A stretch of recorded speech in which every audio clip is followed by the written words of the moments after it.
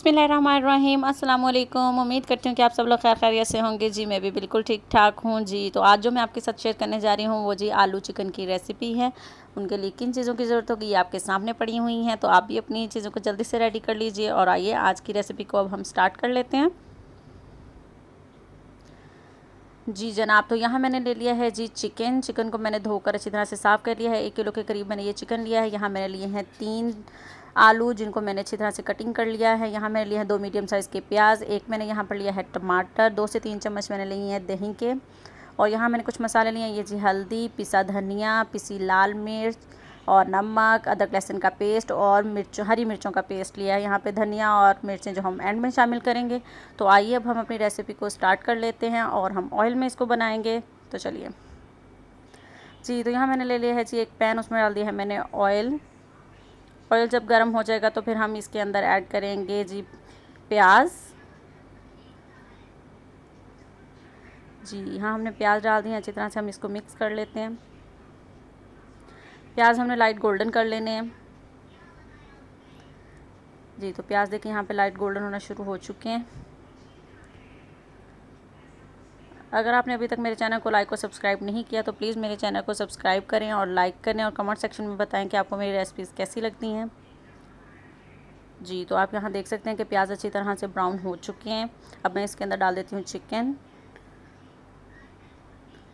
हमने तब तक भूनना है जब तक इसका कलर चेंज नहीं हो जाता। साथ ही हमने इसके अंदर जो है ना वो अदरक लहसुन का पेस्ट भी डाल देना। जी देखिए जी कलर चेंज हो गया, मैंने अदरक लहसुन का पेस्ट डाल दिया। अदरक लहसुन का पेस्ट डालकर भी आपने 1 से 2 मिनट के लिए इसकी खूब अच्छी तरह से भुनाई करनी है।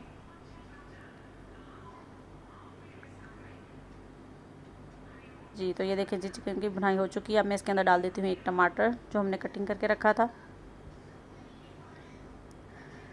जितने भी मसाले वगैरह होंगे वो अपनी क्वांटिटी के हिसाब से और अपने टेस्ट के मुताबिक ऐड करेंगे। मैंने इसके अंदर नमक डाल दिया है।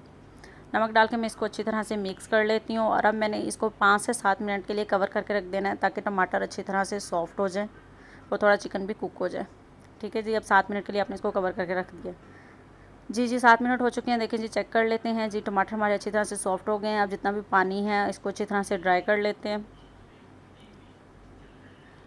जी तो मैंने इसमें डाल दिया हरी मिर्चों का पेस्ट, साथ पिसी लाल मिर्च, पिसा धनिया, हल्दी।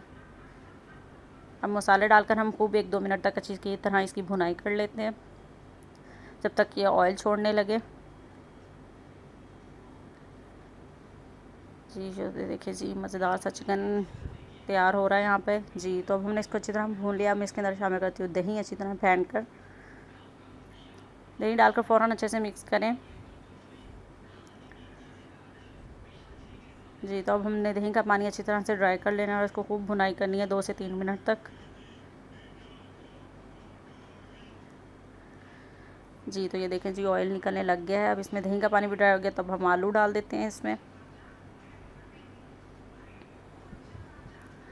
ये आलू डालकर भी 1 से 2 मिनट के लिए इसकी अच्छी तरह से भुनाई करें। ये देखें जी ऑयल अच्छी तरह से सेपरेट होना शुरू हो चुका है। अब हम इसमें डालते हैं पानी।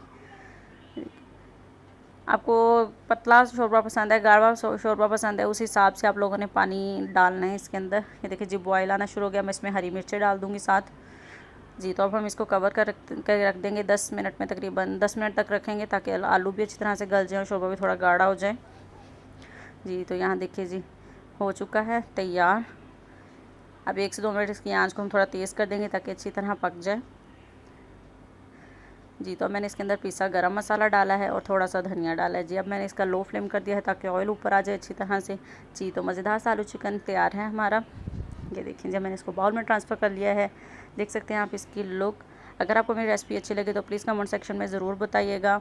दुआओं में याद रखिएगा और अपना बहुत सारा ख्याल रखिएगा। अल्लाह हाफिज़।